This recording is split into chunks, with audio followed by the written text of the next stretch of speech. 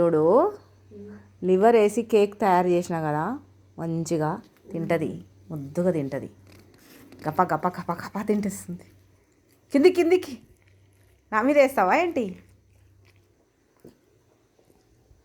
అమ్మ గుట్టు గుట్టు గుట్టు గుట్ట మింగుతుంది. లోపల గొంతులు ఇరికిందా అవే? ఎట్లా పోతుంది చూడు. అసై కొంచెం స్లోగా తినాలి, అంత ఫాస్ట్గా తింటే గొంతులు ఇరుకుతుంది. ఇకరా ఏమైంది? ఇకరావే పొట్టిదానా, ఏమైందే? పట్టు, గొంతులు ఇరికిందా? ఎముకలేంలే.